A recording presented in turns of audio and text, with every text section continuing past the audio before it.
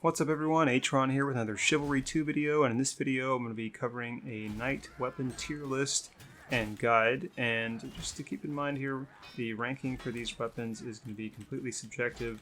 It's basically based around what I've found to be the most effective and successful in my personal experiences, and I based the rankings off of 1dx and 1d1 situations. Well, let's go ahead and take a look at the Knight stats. So the Knight has 175 hit points, which is the most of any other class in the game. And it's somewhat theoretical because there's a lot of multipliers that make Knights take more damage from a lot of different types of weapons. We'll take a look at that later. The Knight is also the slowest class in the game with 80 move speed, so it's hardest to run away or run people down with the Knight. And the Knight also has 80 stamina, which is the same as the Footman, but less than the Vanguard. But we're going to jump into the tier list here, and we're going to start with the S tier, which is the Messer and the War Axe, and we're going to start with the Messer, so let's take a look at that. Alright guys, so as you can see, I posted some of the stats that the Messer does in terms of damage output. So the slash and heavy are going to be 55 and 70 damage respectively, overhead and heavy being 70 and 80 respectively, stab and heavy 50 and 65, and the ultimate's going to do 90, and the regular attacks do cleave. The real power in the Messer is that it's a really long weapon, so you're able to attack multiple enemies at a nice distance consistently, and then the fact that you're able to cleave with the regular attacks is also a huge deal. But it attacks decently fast, and like I mentioned already, it has good reach. The damage is really solid for a two-hander. This weapon is just extremely powerful and well-rounded, and you should see a lot of success if you are using this weapon within the game.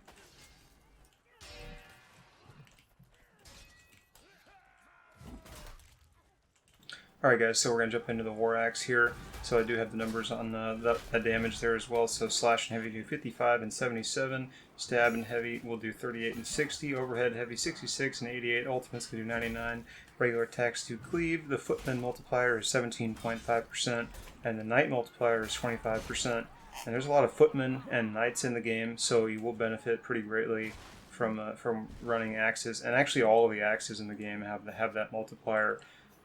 None of the swords do, and then we'll cover the heavy or the maces when we get to some of those weapons.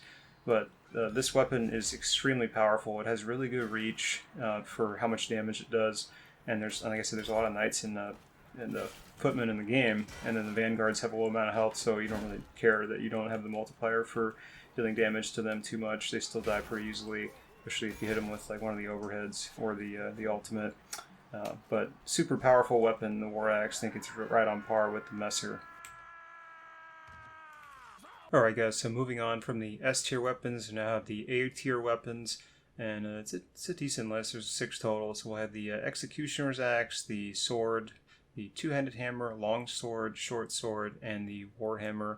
And we're going to go ahead and take a look at the Executioner's Axe first. Alright guys, so I have the Executioner's Axe damage and numbers here as well. Slash heavy can do 55, 77, overhead heavy do 66, 77, stab heavy 33, 55, ultimate does 88, regular attacks cleave, and it's got the same damage multipliers as all the other axes. But this weapon, it's really similar to the War Axe. The really biggest two differences are that it has a little bit more reach and it's a bit slower. So that's really what you're trading off, and I feel like that's just where it falls a little bit short. I think, and it has very similar damage, but essentially like just the fact that it's slower just kind of hurts it to where I feel like the War Axe just outclasses it slightly. I do really like this weapon, probably my favorite in the game, yeah, I mean it just seems to be slightly outclassed by the War Axe, but it's still a very powerful weapon. The overhead damage is really solid, and you can actually use the slow wind-up speed in your favor, so that way when you do go to riposte and to counter-attack, you're actually able to counter and riposte a lot of attacks at the same time, as opposed to some of the faster weapons. But great weapon overall. The next weapon we're going to be looking at is the Sword, or One-Handed Sword, and the damage for that is slash and heavy, you're going to do 40 and 60, overhead and heavy will do 50, 65, stab and heavy will do 55, 65, and the ultimate does 70, and the regular attacks do cleave. So this is actually a pretty powerful weapon. The only downside is it's only a secondary weapon under the Officer subclass, so you would end up using some other primary, like I have the War Axe on my back there. which is perfectly fine. But this weapon's actually really good. It attacks really quickly. And the only thing that hurts it is that it's has a short reach, but it does really good damage. Pretty powerful overall. Alright, next up we have the longsword, and the damage for that is going to be slash and heavy do 40, 60, overhead does 50 and 70, and stab and heavy will do 55, 65, ultimate does 80. So it's actually really similar damage to the one-handed sword, which is kind of interesting. The only real difference is the overhead does 5 more, I believe, and the ultimate does 10 more. But it's slower, but it has longer reach, so that's basically what you're trading off. So I mean, it's really up to you how you want to play it. But this weapon is still really good, very balanced. A lot of people feel this weapon is actually really one of the most balanced weapons in the game. The biggest downside I see in it is just the damage that it has, and why I don't feel like it's quite up to the S tier level. Just that it doesn't do as much damage as the Messer or the War Axe, but still really good overall. Next up is the short sword, and the damage for that is slash heavy do 35, 50, overhead heavy 40, 55, stab heavy 50, 60, and ultimate does 65. Regular attacks do cleave. So this is another secondary weapon that you're only going to be able to find under the Guardian class. So the upside to that is you will have a shield if you do decide to kind of main this weapon. It's a great backup weapon. The damage is just slightly lower than that of the one-handed sword, and which is basically identical to the long sword, so just shy of those. But it makes up for that with its really quick speed. It just doesn't have much length, but really good weapon overall. You can definitely do some serious work with this thing. Okay, next up we actually have our first mace that has made the list in the video. It's going to be the Warhammer, so the damage would be slash heavy 60, 84, stab heavy 48, 72, overhead heavy 60, and 84, ultimate does 96. And it has the Mace multiplier, which means it does 35% more damage to footmen and 50% more damage to knights. So this weapon surprised me a bit. It just does a crazy amount of damage. I believe I hit a knight for like 120 because of the 50% increased multiplier. And it just absolutely smashes. I mean, if you think about it, if it does 60 with a regular slash, and you were to connect on a knight with that 2 times, you're essentially going to 2-shot them with a slash attack with the Warhammer. This thing is damage output is insane. The only downside is that the regular attacks don't cleave through your enemies, so you have to use heavy attacks to do so. But the trade-off is just massive damage output when you do connect. So extremely powerful. It would be S tier if it cleaves through for me. Rounding out the A tier list for night weapons is going to be the Two-Handed Hammer, and the damage for it is going to be slash and heavy do 48 and 72, overhead heavy does 60, 84, stab heavy do 42, 66, ultimate does 96, the regular attacks do not cleave, and it has the Mace multiplier against the footmen and the knights. Kind of interesting that the damage is less on the Two-Handed Hammer versus the one-handed Warhammer that we just went over, but essentially like what you're trading off there is you're gaining more reach for less damage, and you're also attacking a bit slower. So it's really just going to be about preference there, kind of similar to the longsword and the sword situation, but still a very powerful weapon. You can definitely dominate with this in most of your games. Alright guys, so we made it into the B tier list of weapons, and it's going to be 6 total, being the Heavy Mace, Axe, Falchion, One-Handed Sphere, Morningstar, and the Mace. So we'll go ahead and take a look at the Heavy Mace first. Alright, so guys, the Heavy Mace damage is going to be slash heavy does 48, 72, overhead heavy does 60, 84, stab heavy it does 48, 72, ultimate does 96. It has the Mace multiplier, and the regular attacks do not cleave. So I feel like this is actually just a slight downgrade from the Two-Handed Hammer that we actually just took a look at, and which is why I placed it in a tier lower than what the Two-Handed Hammer is in. But this weapon still feels pretty good. The reach is pretty solid. The speed is pretty decent. Has less reach than Two-Handed Hammer, and then the damage is pretty comparable. But just doesn't seem to match up, I feel. But still very powerful. You can still definitely do quite a bit with it.